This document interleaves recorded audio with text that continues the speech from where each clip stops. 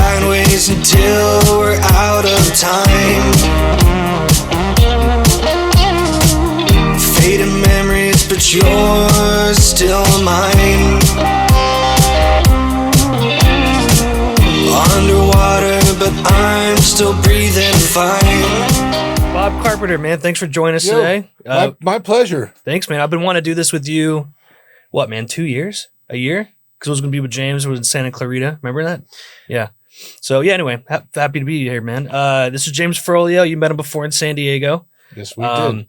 And I met you, man, like 10 years ago when I met Sean. So, yeah. Do you remember the girl and the goat? Girl and the goat. Oh, the restaurant. Yes. Yeah. And then we went to. Was there I another thought you were girl? Was there another girl and goat that we should be talking about? What the hell are you talking about? Yeah, I know. That was a great restaurant, and then we went to like a Grammy party at that dome thing. Dome thing. Right. So I think Taj Mahal guy was there. It was cool. It was a lot of fun. We were with Taj. We all got a picture taken with Taj. That was really cool, man. Taj was cool. That was like what, like 2 years ago? Yeah. Anyway, I miss living in LA. James here. I met him in Charleston. Yeah, he now lives in San Diego. I'll be back to Nashville, but man, let's talk about you, man. So we're so excited for you to be here. How long you been in the Nitty Gritty Dirt Band? How many years? I started recording with them in '75. Wow. And I was doing other things at the time, and I'm sort of full time since 1980. Gotcha. That's when Jeff and I started writing a bunch of songs, and I started going on the road full time, and so it's been a while. But you know, how many records you think? I mean, not including live albums, but did you like piano cut? Like, did you do all the records from 75 on, or? No, I went in and did certain specific things in 75 for them. And I was up at Caribou with them for the album in 79. But I've played, I don't know how many albums. I really don't know. I mean, all in all, we got like 30 some albums. So wow. I would guess like maybe 20 of them. I never really counted. Sure. I'm not good at counting stuff. Like how many times we played that song, or how many cities we've been into, or how many miles. And it's like, it doesn't have any value for me. It just makes me feel tired. Well, I mean, but touring, I mean, has that always kind of been something you enjoy, or just now it's just part of your life? I mean, do you like still touring? Yes. Do you do? Yes. Okay. But we're going to start cutting back. Yeah. We're in the middle of a farewell tour now, meaning that once we're one and done in most of these places, we just can't stay on a bus. I'm out last year. I was out of town for 100 days. Wow. I was touring for 100 days to do 60 some shows. We've been doing 60, 70 shows a year.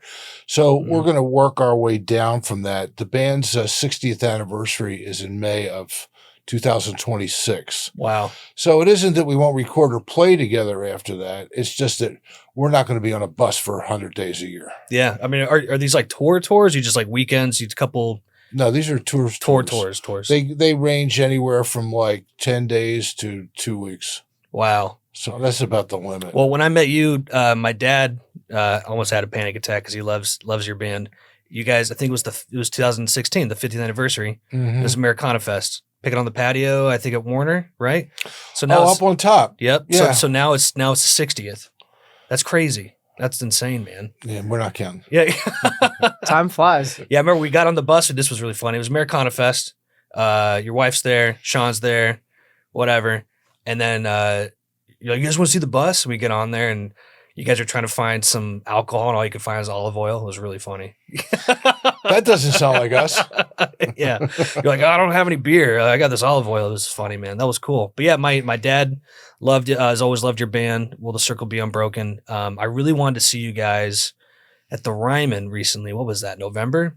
Nashville? We did. I wasn't November, in town. yeah. We did 2 nights there. That's killer, man. You know, we did one night was sort of like more like a bluegrass country night with Jerry Douglas and Sam Bush. That's Allison Brown, Molly Tuttle. Wow. And then the other night we did with Emmylou Harris and Susie Boggess and Matresa Berg and Gretchen Peters, and I think that was it. Wow. It was pretty amazing. I love the fiddle player. What's his name? Ross Holmes. Ross Holmes. He's great. And he lives in Nashville, or he lives in LA? Lives in Nashville. Yep. The way Ross started playing with us is that in 2017, one of the guys in the band left, and we wanted Jeff's son, Jamie, to come and play with us. We've been wanting that for a while. It was never quite the right timing. Sure. And that all ended up working out. And Jimmy had a really good background. He had played with the Mavericks for a while, and he had played with a great band. Who was the other country artist? Anyway, so he had all the chops to do it, huh? Didn't Ross play Mumford & Sons too? Ross. So the way the story goes is we said to Jimmy, "Come on." He goes, "Hey, I got this guy who lives across the street from me." Mm-hmm. And he went, "Oh yeah, well, why don't you bring him on out?" Blah blah blah. We're playing in Nashville. Have him come sit in. And Ross showed up with his mandolin and fiddle. Cool. And that was it. So since 17, wow, they've been on the road and playing with us. We got one album with them under our belt. That's great. So yeah, Russ played with Mumford & Sons, and he played with Hornsby for a while with the Noisemakers. Yeah, he just had a big show on Broadway at that's a new bar. It's Chiefs. Yeah, Ross had like a fiddle night or something. He's talented, man. I've seen him play before. He's great. He plays with everybody. Yep. He's never not working. That's good. It's good. I remember I saw you guys the Agora Canyon. What is it called? Oh, the Agora Club, the Canyon Club. There you go. Yeah. And I was telling him on the way over here, Billy Bob Thornton walked it's when out. Billy Bob introduces. Billy Bob introduces, and everybody's sitting there and he didn't go, "Hi, I'm Billy Bob Thornton." He goes, "Hi, I'm Billy." He introduces, and everybody went, "Who the hell was that?" He looked like a biker homeless guy. All the outfit he wears, you know. He's been dressed in rock and roll lately. He's something that can be painted into a lot of different characters. Of course, you've seen his movies. Yep. He's got a special now called Landman. Yeah, which is on. So he's in that. And, he's touring all the time with the Boxmasters. Yep. That's his band. My cousin Randy used to be in his band. So, oh, yeah? What's Randy's last name? Randy Ray Mitchell. Shout out to Randy Ray Mitchell, one of the best guitar players. We were actually on tour. It was Tyler Boone tour with, what was Pauly Lil's band called?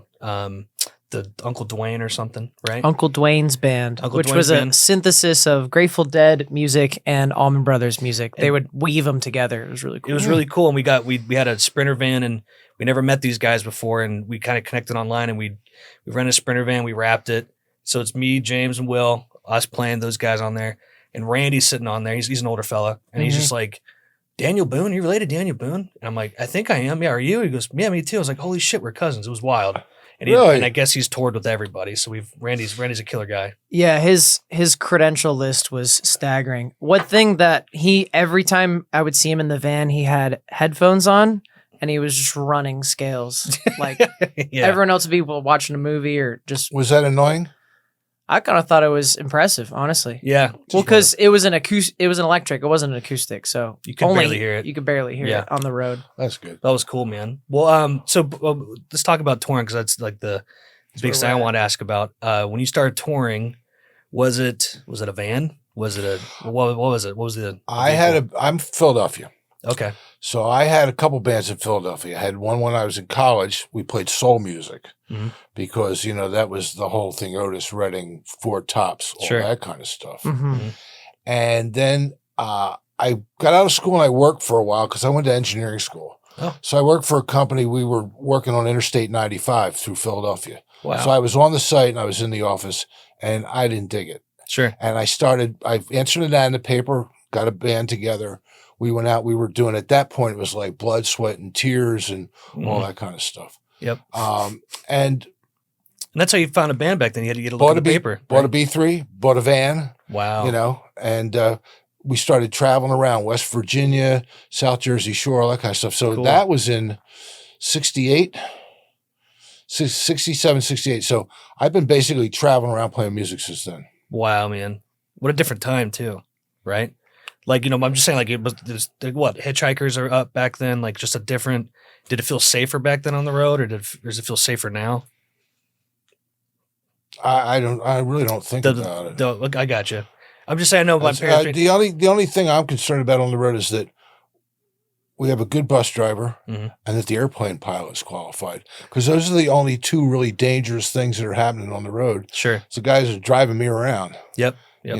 Sure. We don't worry about anything else. I don't have to double lock my hotel room door or anything like that, Yeah. So, but back in those days, it was totally different. Back in those days, it's like, it's like, don't get into a car with a strange man. Now it's like, call Uber. We don't know who the guy's picking you up, but that's right. Everything's sort of backwards now. That's right. But 68, you started hitting the road. And then 68 hit the road locally around the East Coast. Gotcha. Not too far, just around the East Coast. Okay. And then 75, you found yourself. No. So 69, we were playing down in, I was playing in a club during the summer down in South Jersey, a place called Tony Mart's. Cool. Tony Mart's was where Levon and the Hawks were playing all the time. We also played a place called Dunes Till Dawn, which was on an unregulated strip of land, which means they could be open, so booze anytime, whatever. Wow. So nice. 3 shows a night, Memorial Day to Labor Day, every night, which is basically where I got a lot of my chops and stuff like that, because we were doing all different kinds of material. Sure. So anyway, so this band from California was called Six, and they were being produced by Sly, and they were playing at Steel Pier in Atlantic City, and they came by the club. And after we were done playing, they introduced themselves. They said, "We're looking for a keyboard player. We got a tour coming up with Sly. We're cutting a record. Sure. What do you think about jumping in the van with my then wife, my B3, oh, cool, a dog and 6 puppies, and driving all the way to California?" Wow. And I arrived December 1969. Went up, moved into Sly's house for a while, which was quite the experience. That's pretty cool. And we went in the studio and we went on tour. A lot of disasters. You know, we did the Cobo Hall tour where they didn't show up and they had the riots, all that kind of stuff. Wow. Played Vegas, had an earthquake, had my house broken into. So by February, I was ready to split. Sure. So went back to Philly with the organ, the puppies, and the whole thing. Were you carrying a B3 with you? Yeah. Oh my God. Wow. And 2 Leslie cabinets. Wow. That's insane. And then only a few clothes, mostly a B3. Never stolen? The B3? Yeah. Weighs 1 million pounds. Who would steal it? I mean, our buddy Mike got his stolen once. It was crazy. Yeah. Well, they stole the van. So. Oh, well, yeah. They didn't just steal the. Well, like you said, it's a different time. This is sure. 1969. I mean, it seemed like it was a lot safer then. Sure. You know? Sure. But anyway, so I ended up in Colorado because my wife at the time had a friend there. And I worked on a farm for a couple months. And cool. Eventually we got bored and it started snowing. I took a trip over to Aspen. First thing I did, I pick up a hitchhiker who's a musician. Ended up moving there, and that's how I got set. That's how I got in Aspen from 71 to like almost 1980. You lived in Denver for a while, right? Never. Or Aspen? Never. I just moved right. I lived in Pioneer, Colorado, worked on a farm, went right over to Aspen. Okay. Which really was responsible for all the connections that I continue to have this day in the music business. Wow. Because I didn't have any connections when I was out here the first time. But in Aspen, since it was a resort, and it was a lot different in those days than it was because now. a lot of bands were playing the resorts. Everybody was coming up. Sure. The Eagles were coming up, you know, woodshedding their material. That's cool. Jimmy Buffett was living there. John Denver was living there. Wow. Dan Fogelberg was coming up. It was like everybody. All in Aspen? Yeah, they were playing clubs. Wow, yeah, that's cool. In fact, when I first got into town, I picked up a kid hitchhiking who was a bass player who I played with for a while. And he was working for a guy named John Emlin. John Emlin was in Lothar and the Hand People back in New York City. They were the first, Paul Conley was the first guy to ever play a theremin in that band, Lothar and the Hand People. That's cool. They were building a house up in Woody Creek. And since I had, you know, done some of that stuff, I started working right away. We were playing at nights with those guys in their house, and we were building the house at the same time. Sure.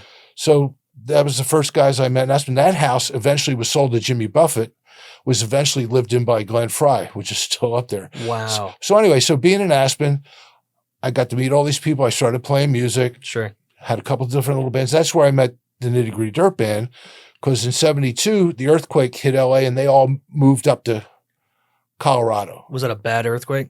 Was that a terrible It was the one in 72. It was in Northridge. Oh, that's right. It was the big one. Yeah. And so it destroyed and everyone just left town. Yeah. So they had been up to Aspen to play in one of the clubs up there, and they just all moved up there. So that's when I came into town, I got to meet those guys. And that's how we started our relationship. And just kind of just hanging out? No, I had my own band up there. In fact, I had 2 or 3 different bands, but eventually I had a band up there. We recorded for RCA and for Columbia. We did records for those 2 companies. But from playing around town, my band ended up doing a benefit with the Dirt Band, and we just all got to know each other. We did stuff like the Save the Season Pass. It was Buffett, Dirt Band, my band called Starwood. So anyway. Cool. So that's how I got to meet all those people and establish relationships. Sure. With all those guys. Well, back then, I'm sure you beautiful. got a question, but back then, was it, what would you consider country, Americana, jam band? Like, what was the kind of the hot genre that everyone was playing in Aspen? I don't know. Everybody up there was writing their own songs. Gotcha. Yeah, it sounds songwriting forward. I was going to say, we were listening to the Nitty in the car coming over, and it sounds like music that I would imagine listening to in Colorado or out on the road. Mm-hmm. It's kind of just makes you want to see the whole damn country.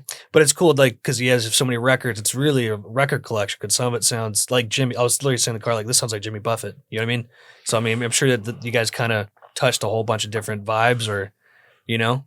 Yeah, well, we were growing up, and our music was evolving in our brains, and Sure. our chops were evolving. So there was a lot of different things going on. Plus, there were years when we would switch out. We would bring people in to record with us for different songs. Sure. And different instruments would fit those songs. Like, we need a saxophonist. Mm-hmm. So Al Garth came and played, he played with Loggins and Messina. And then he was in the band for a while. We toured with Al. That's cool. But whatever it took, I mean, when our manager at the time, when I first started working with the Dirt Band, and he managed my band too, Bill McEwen, who also managed Steve Martin and had the Aspen Film Society. That's pretty cool. He built a studio up there. So we did all of our recording up there, but there was always somebody in town. Sure. So Jeff and I wrote a song called Fire in the Sky, and we're going like, who can sing on this? And we go, oh, Kenny Loggins came into town to do a benefit. Why don't you come up? So he came up and sang on that song. That's cool. Nicolette Larson came up. Linda Ronstadt came up. So we have all these people that are just hanging out in town. Sure. That you would see just hanging, in a club or something. You go, hey, let's go up to the studio after this and do some recording. So it was really, cool. It was sort of like Camelot in those days, Everything was like really inexpensive. You had guys with PhDs coming into town working as dishwashers so they could ski for free. It was it was like this bizarre Disneyland sort of thing going on, man. Yeah. It was really cool. And what a time too, before the internet, no one had a phone in their hand. You know what I mean? Just different. Well, I got a question, but go ahead. Good. You got one? I was going to do something different. When did you know, because I think this is a cool moment, when did you know, like, all right, man, I'm doing this for the rest of my life? Where, like, maybe did you hit some success, or no matter what, if you weren't going to have success, when did you know you just want to just do music? Well, I always knew that music was easy for me. Sure.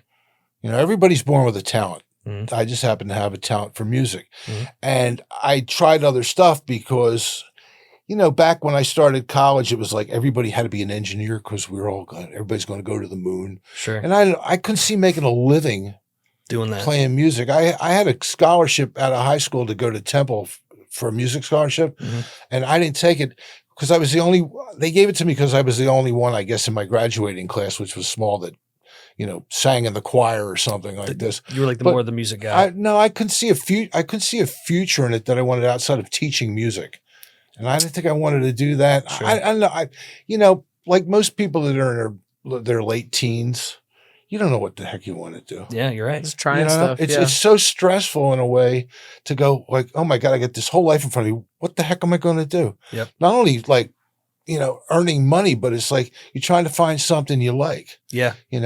So I don't know. It wasn't a conscious decision. I just kept playing music, and it all sort of took care of itself. It's pretty awesome. Were you self-taught? Yeah. You were? Well, I mean, I'm sure you took some lessons. I got an accordion when I was 4 years old. Mm-hmm. That's a whole other story. My parents watched Lawrence Welk's show on Saturday night. So I thought, oh, this is great. So I'm going like, I can play along with this. So I got some pie tins and some pieces of wood, and I started banging on the drums make believe I was a drummer. So you were a drummer first. No, that didn't work. So my parents bought me an accordion because Lawrence Welk had an accordion. Sure. So I took my first lesson when I was 4 years old, but that didn't work out because I couldn't read music because I didn't know the alphabet really well yet. Yeah. I don't, whatever. Yeah. So, but it was always there in my life. Young. I took some lessons when I was 12 years old for about a year. All standards. Piano? But it was, my parents eventually got a piano. No, I only took accordion lessons. Gotcha. But that accordion I got when I was 4 years old, that's the one I'm playing on stage. That's awesome. Cool. And that's the one Still works? And it's great. And then I've used it the last couple well, all the records on and off. Sure. But the reason it works is because I think it costs like $49 or something like that. It's a Bona. Yeah. But it works because Jimmy Fallon can play his harmonica and I can play this accordion. And since they're both reed, wind-driven instruments, so they don't always sound good together, but for some reason it works with everything. That's cool. So that's, plus it doesn't weigh 1,000,000 pounds. It's only this big, so I can take it. That's cool. So that's basically the thing. And then when I get to high school, it's funny how life is where you do something you don't think is going to matter, but it does. Sure. I didn't want to get up at 8 o'clock and go to gym class. Mm-hmm. So I had a friend who was singing in a choir. So he says, come on, if you sing in the choir in the morning, you don't have to take gym class. Yeah. Sang in a choir. Turned out to be 120 voices. We carried our own band shell. We won the national championship twice. We had guys quitting the football team to play bass. We made 3 record albums. And we had this guy. In high school? Yeah. Wow. Had this guy that was graduated from Carnegie Tech.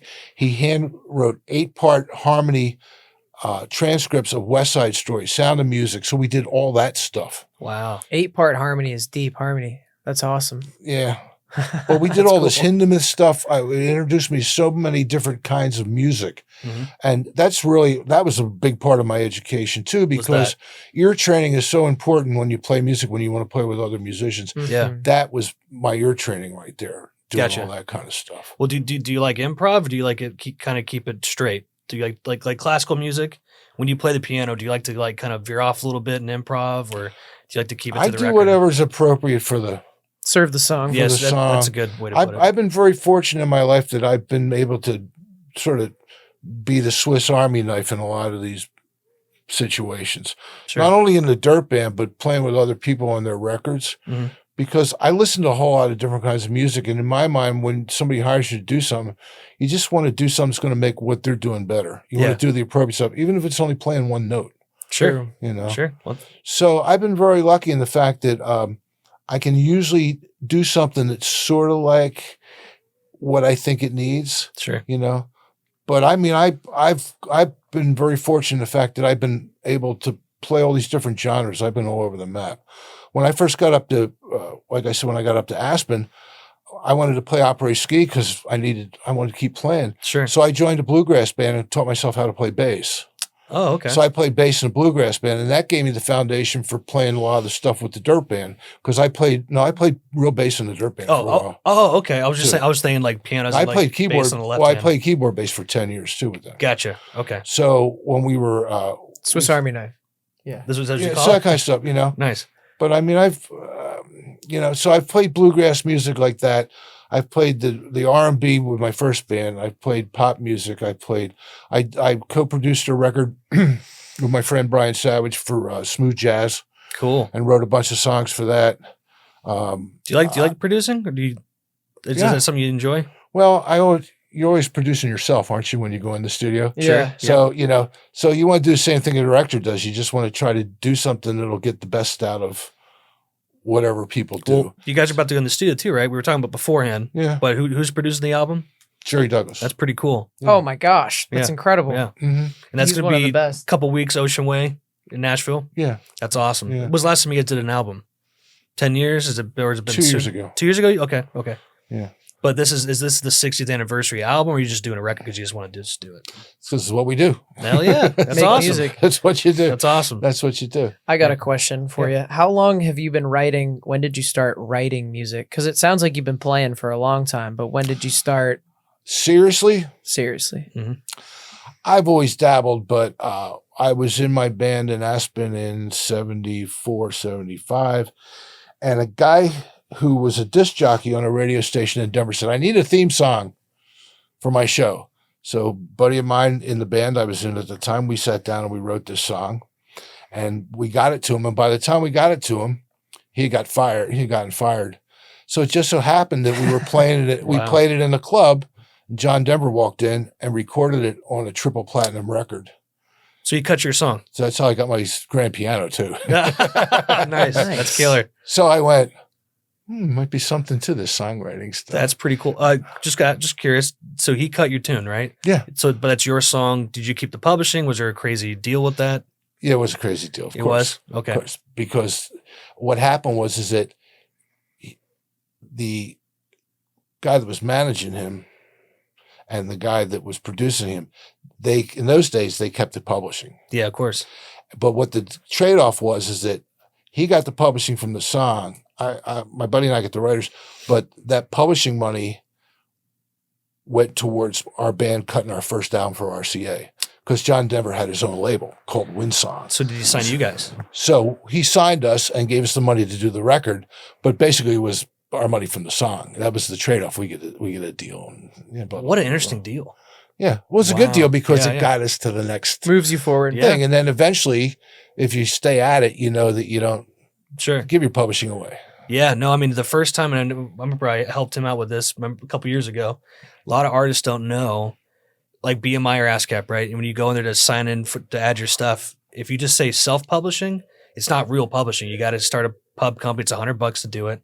And all of a sudden your checks just like triple. You know what I mean? It's wild. But most artists don't know the music business. You know what I mean? So they just do writer's share. Oh, it's fine. And then they're just leaving money on the table. Well, it's doing a deal too. Sometimes you want to give away your publishing because if you have somebody who's really going to work a song and make you a lot of money, sure. 100% of nothing is nothing. Absolutely. 50% of a lot of money is a lot of money. That's I tell my 50% of a watermelon or 100% of a grape. Yeah. Which one do you want? And I tell my dad that a lot because we both work together on the Bourbon company. And somebody's like, I don't like that deal. I'm like, Dad, like we're nobody. We got to take, you got to take the right deal to get to the next spot. You know what I mean? So it's the same thing. That's cool. But that's a really cool story, man. So John Denver heard it. He goes, I want to. John Denver heard it. Put it on an album. Milt Oaken called me. He said, good news. We ship platinum. What would you like? I said, I'm a grand piano. He said, go down to Denver, pick one out. Wow. Have him send me the bill. Insane. And I still got it in my house. Yeah, I've seen it. That piano's traveled around with me. That's cool. So that's when you started to write a little bit more seriously than just jingles. Yeah. Yeah. Got a little more serious about the whole thing. And then, of course, when I got with the right co-writers for me, I wrote a whole album. I mean, I covered about 5 or 6 songs in that band that we recorded, but ever since then, it's been I've had a lot of different writing partners, and I've had success. What instrument do you like to write with the most? I used to play a lot more guitar than I do. I actually played it on stage for a while with the band. Mm-hmm. What, acoustic or electric? Acoustic. Well, I play electric on one song, but I used to write on electric. But it's whatever you have in your hands. Who was it? John Lennon famously said, "I could make music with an anvil and a hammer, or just I could bang a pipe tin. It's however you want to use it. Make it rhyme, put a backbeat on it. It's just all sound waves, Cool. Well, do you enjoy the music business side of it? Is that something you kind of, or just by nature? No, I love the business side of it. If you don't, who are you going to have run? Who are you going to have to take care of your money? You're right. You're 100%. Yeah. So just curious about what I've kind of heard from you over the years. Are you kind of really involved in that? Like you're of the band, like that's a big role that you pay. Well, our band is a corporation, and we got 3 guys in the corporation, Jeff and Jimmy and I. Yep. So, you have to keep your eye on everything. I mean, we have people, we have management. We have lawyers and management and accountants and all that stuff you need. You got booking agency, So you need all that stuff. Yep. And you need road managers and this, but everybody's, you sort of like, you got to take responsibility for it. Yeah. You're right. I think a lot of artists think it's kind of the old model, like I need a manager. I'm like, man, if you're not hustling, then why would a manager want to manage you? Gotta have something to manage. Yeah. Yep. Mm-hmm. A lot of, especially living in Nashville, because when I moved back a year ago, I can't stand that when they're like, oh man, I just need to get signed. I'm like, dude, 120,000 songs drop a day. No one cares. You got to be really doing something special to really catapult yourself in the business. I think it's the wrong thing to focus on. Like just focus on making good music. Yeah. Kind of like the story you told us about writing that song. Didn't originally work out, and then you play it in a club, and next thing you know, you're like, damn, he's a good writer. Good performer. Cool. Yeah, and then there's the 900 songs that you write that nobody gets to hear, and 500 that you never finish. Yep. And other ones that you put on records that go down the sinkhole. Sure. If you stay in this business long enough, I mean, we had a record deal, an album that we put out called Bang, Bang, Bang. We had a single that was 9 with a Bullet. We went over to the record company one day. It was a custom label. Mm-hmm. There was a big chain around the doors. The parent company had shut the label down. No. So the whole album went down the tubes. The single went down the tubes. Because they owned it? No, it's because they stopped promoting it. Oh, yeah. It was done. We were done. So those things happen. Yeah. You know, Yeah. but if you're more concerned about that than the actual joy of making music, then you're in the wrong business, because that stuff's going to happen. Sure. No, you're right. You're right. Yeah. Well, I mean, now with the band, and I mean, you said, I think before we started, you're going to bring touring down to like probably 30 dates a year, maybe 6 dates a year. Are you guys going to, you think you're going to have like a farewell tour? Or you're just going to keep going until? No, this is it. We'll have, we'll try and make it to the 60th. Gotcha. Which is May 13th, 2026. This is on the bus, dragging our butts around the country. Sure. Touring. Yep. Whether or not we do selected things here or there, or do a festival thing, or I don't know. We can't think about it till we get there. Sure. Back when we had our 25th anniversary, we did a live album. We're going, well, maybe we'll make it till 30. Well, you can't plan that far ahead, because, as you know, no matter what you think is going to happen a couple years down the road, changes. It never happens. You're right. I can't even win a bet on a football game. It's going to happen next weekend. Who knows? Oh, we saw what did we see? LA Rams. Was that what we saw? Yeah. You guys brought me to that. That was a lot of fun. I forgot what the player was, but it was but I was like, hey, let's get out of here. And you go, Tyler, let's wait 2 more minutes, and then all of a sudden they won the game. It was a guy that's playing for I can't remember his name, but it was a killer game. Yeah, it starts with him. He's playing for Tampa Bay now. I think he's the quarterback. But it was yeah, funny. he threw a touchdown pass with like 2 seconds. But I was like, let's get out of here, man. And he's like, Tyler, let's just wait a second. And all of a sudden, Spidey senses. Oh, they were playing Oakland. It was a preseason game, wasn't it? Yeah, and they kicked their butt. Yeah, it was they fun, won on man. the last play. It was just It was fun. That was fun. It was fun. All right, I'm gonna weave it back into the songs, because I'm into the songwriting kick right now. What's the one song that hasn't gotten old, or what's the work you're the most proud of? You're like, man, I really love that song still to this day. Or maybe it's a new one. Oh man, I don't know.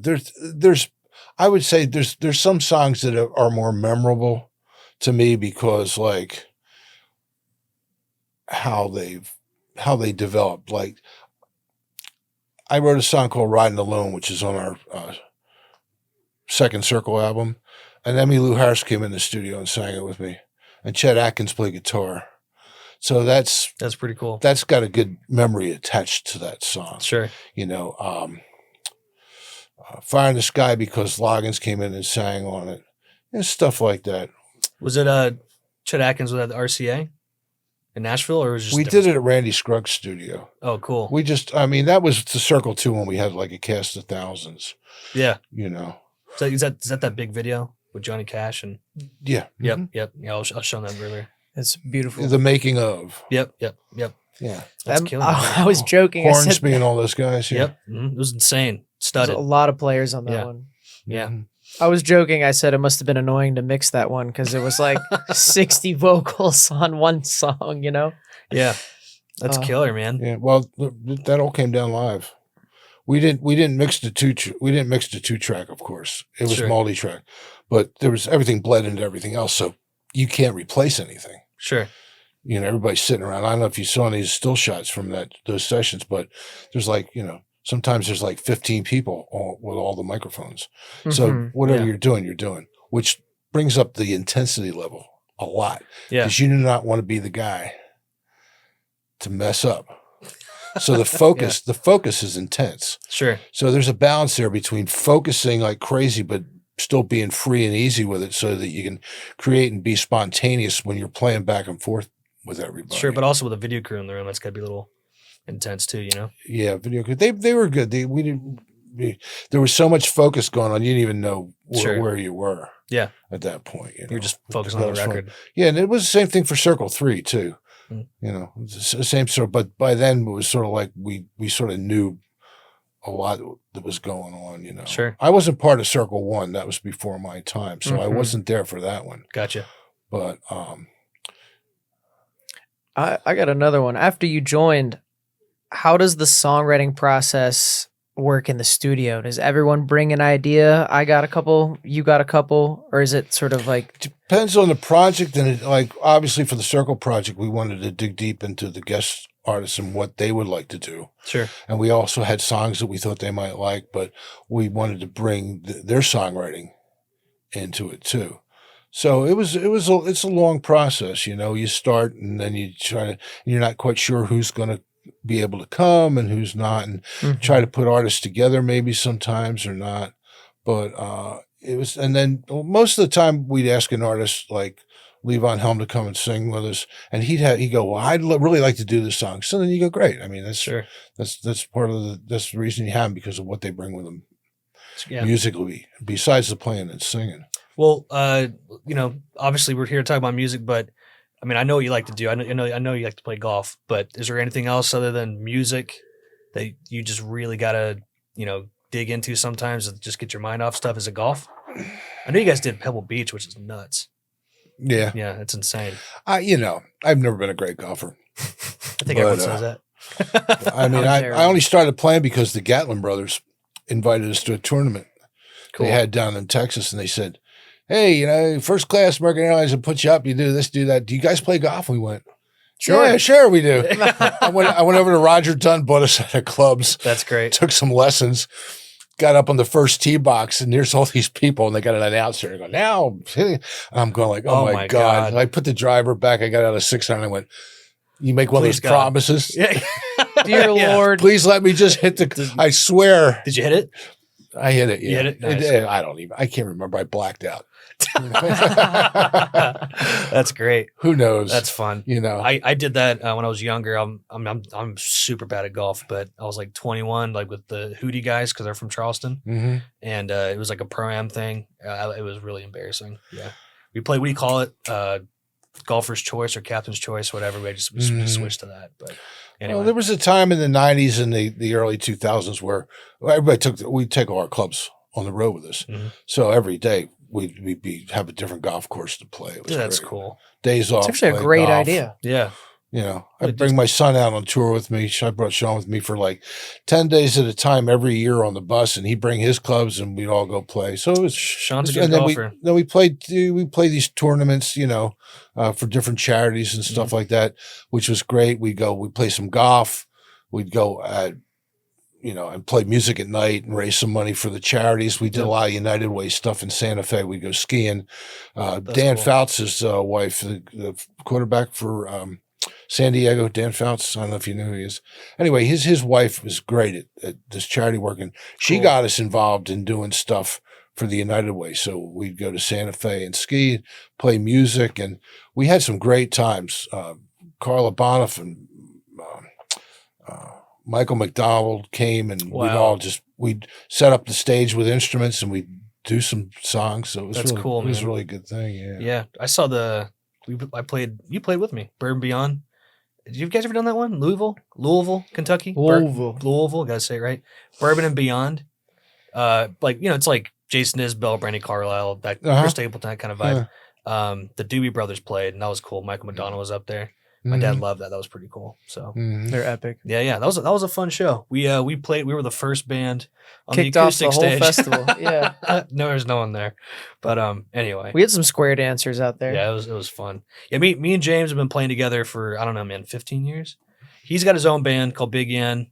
It's a punk rock, ska, reggae genre type. You know, it's very Southern California. But yeah, it's this. All of this stuff relates, so it's really cool to talk to someone like you. I've been learning lessons from Tyler for a couple years, so yeah, man, it's all coming together. Yeah. And you guys met in San Diego on a golf course. We were drinking that night, so that was fun. Really, I don't remember that. Yeah, a lot of tequila. Well, we'll do the girl and the goat, dude. The girl and the goat. Yes. Well, we got a couple more minutes. You got any final questions before I wrap it up?